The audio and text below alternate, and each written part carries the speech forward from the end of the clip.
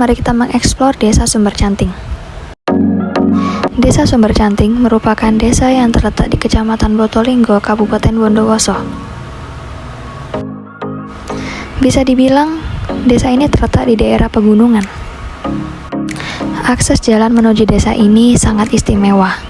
Belasan kilometer yang kami tempuh diwarnai oleh berbagai macam pemandangan, diawali oleh pemandangan indah dengan view tebing di kanan kirinya. Sudah bak jalan Pandawa yang ada di Bali, bukan? Ya, jalanan ini memang sempat viral karena mirip dengan jalan yang ada di Bali.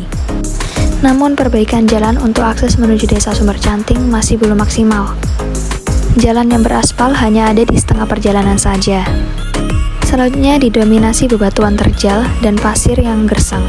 Hal ini terus berlanjut sampai pada ujung desa. Inilah yang sedari dulu menjadi PR pemerintah Kabupaten Bondowoso pada masyarakat Sumber Canting. Berikut adalah puskesmas yang terletak di Desa Sumber Canting. Kemudian, kantor Desa Sumber Canting, Kecamatan Botolinggo, Kabupaten Bondowoso. Kantor desa ini berfungsi untuk beberapa kegiatan masyarakat Sumber Canting. Salah satu masjid yang ada di Dusun Kalabengan, Desa Sumber Canting.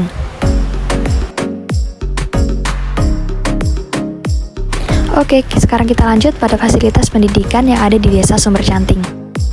Di desa ini, khususnya di Dusun Kalabengan, terdapat dua lembaga formal. Yang pertama yaitu SDN 1 Sumber Canting. Di sekolah inilah anak-anak menuntut pendidikan tingkat dasar. Usai lulus dari SD, mereka melanjutkan di SMP 13 NU Sumber Canting. Sekolah ini merupakan sekolah menengah pertama di bawah naungan Yayasan Jibalul Fatah. Sekolah ini menjadi sarana alternatif bagi mereka yang bingung hendak melanjutkan studi setelah lulus dari sekolah dasar. Pasalnya, sebelum sekolah ini berdiri, banyak anak-anak yang memilih putus sekolah karena tidak ada sekolah menengah yang dekat dari rumahnya. Nah, ini dia salah satu yang menjadi ikonik di Desa Sumber Canting. Pondok Pesantren Jabal Quran. Inilah akses jalan menuju pesantren ini. Letaknya memang agak jauh dari pemukiman penduduk. Kita harus melewati jalan dengan pemandangan hutan jati di kanan kirinya. Jalanannya pun dihiasi dengan tanjakan dan turunan. Oh ya, tahukah kalian mengapa pesantren ini dinamakan Jabal Quran? Jabal yang memiliki arti gunung. Ini disebabkan lokasi pondok pesantren yang berada di daerah pegunungan. Dan Quran, karena di program pada pesantren ini adalah menghafalkan Al-Quran. Maka bisa diartikan Jabal Quran memiliki arti pondok pesantren tahfizul Quran yang terletak di daerah pegunungan. Lihatlah pemandangannya, indah sekali bukan? Bayangkan saja betapa syahdunya menghafal dan melantunkan ayat suci Al-Quran dengan ditemani pemandangan alam yang Masya Allah indahnya. Ini adalah tempat di mana para santri melakukan sholat jamaah dan kegiatan kepesantrenan lainnya. Tempat ini biasanya disebut dengan pendopo. Musola ini dimanfaatkan santri untuk kegiatan belajar mengajar. Kalau ini asrama santri putri, sederhana, namun dari sinilah para tahfidz Quran dilahirkan.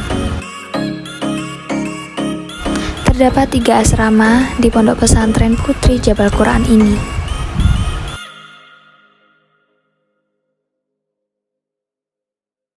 Kunjungan KKN Posko 8 ke PT Perkebunan Nusantara 1 Regional 5 Kebun Kayu Mas Pancur Anggrek. Assalamualaikum warahmatullahi wabarakatuh. Selamat datang di perjalanan kami. Tim KKN Posko 8 Desa Sumber Canting mengunjungi PT Perkebunan Nusantara 1 Regional 5 Kebun Kayu Mas Pancur Anggrek. Sebuah pengalaman luar biasa melihat langsung proses produksi kopi berkualitas tinggi yang menjadi kebanggaan daerah ini. Di sini kami disambut dengan penjelasan tentang tahapan awal pengolahan kopi. Langkah pertama dimulai dari pemetikan buah kopi yang telah matang. Setiap buah kopi dipetik dengan cermat untuk memastikan kualitas terbaiknya. Setelah dipetik, buah kopi melalui proses fermentasi dan penjemuran. Proses ini sangat penting untuk menghilangkan lapisan lendir dari biji kopi, yang kemudian dijemur di bawah sinar matahari hingga mencapai kadar kelembapan yang ideal.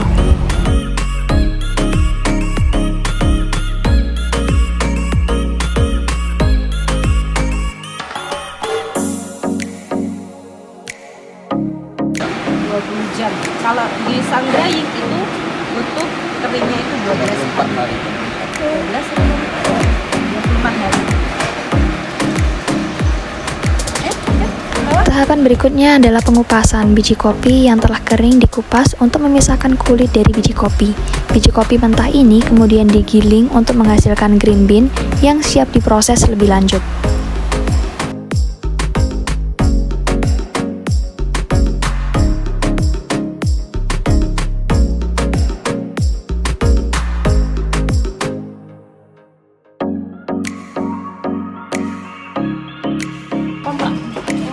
Dari pembeli. Jadi maksudnya enggak gampang jamuran. Oh, karena kekeringan. Di ruang sortasi inilah biji kopi digiling.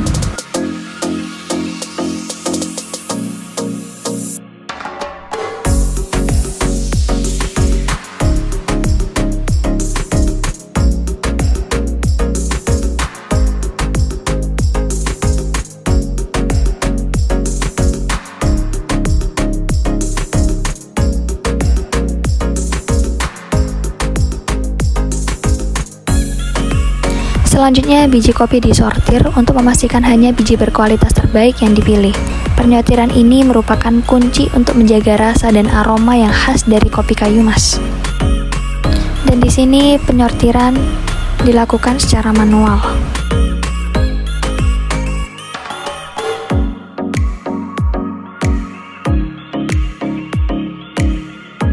Di ruang quality control laboratorium ini, kopi masuk dalam tahapan citra rasa.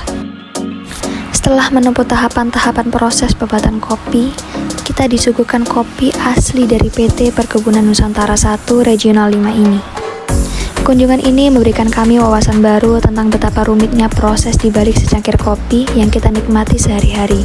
Terima kasih kepada PT Perkebunan Nusantara 1 Regional 5, Kebun Kayu Mas Pancur Anggrek atas sambutannya yang hangat. Kami akan selalu mengenang kunjungan ini sebagai pengalaman yang berharga.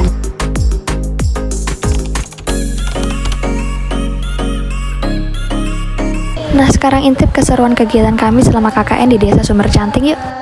Masyarakat di Desa Sumber Canting dapat dikategorikan sebagai masyarakat yang cukup agamis. Mereka memiliki agenda rutin yang dilaksanakan seminggu sekali, yakni Hotmil Quran dan pembacaan sholawat nariyah bersama. Pelaksanaannya bergiliran dari rumah ke rumah. Keagamisan warga desa juga terlihat dari bagaimana kecintaan mereka pada ilmu agama. Anak-anak mereka sudah dititipkan pada lembaga-lembaga madrasah diniyah untuk mendapatkan bekal ilmu agama.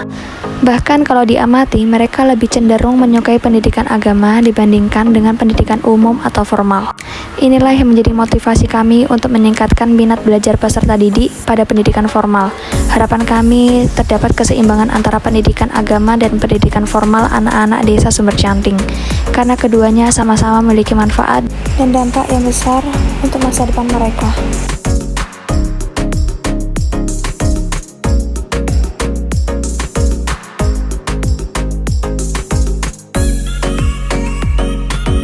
Nah, sekarang intip keseruan kegiatan kami di salah satu program kami, yaitu Senam Pagi.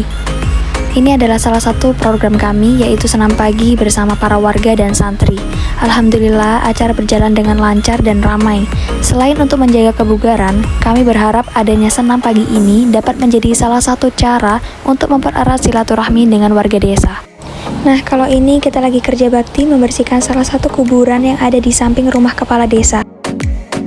Selanjutnya adalah program kerja utama kami, yaitu sharing session bersama para guru yang ada di Dusun Kalabengan. Sebagaimana namanya, pada acara ini kami saling berbagi ilmu dan pengalaman. Dalam acara ini kami memiliki satu tujuan besar, yakni bersama-sama mencari cara untuk meningkatkan kembali minat belajar peserta didik. Dan ini dia yang menjadi penutup kegiatan KKN kami di desa ini. Semarak Lomba Kemerdekaan. Warga desa dari berbagai dusun mengeluarkan delegasi terbaiknya pada parade gerak jalan unik tahun ini. Semua bersemangat menampilkan gerakan dan kostum unik ala dusun mereka. Tak berhenti di situ, mereka juga menunjukkan potensi-potensi mereka di lomba-lomba lainnya.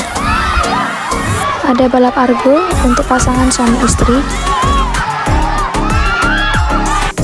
Ada lomba estafet air. Ada lomba estafet kursi.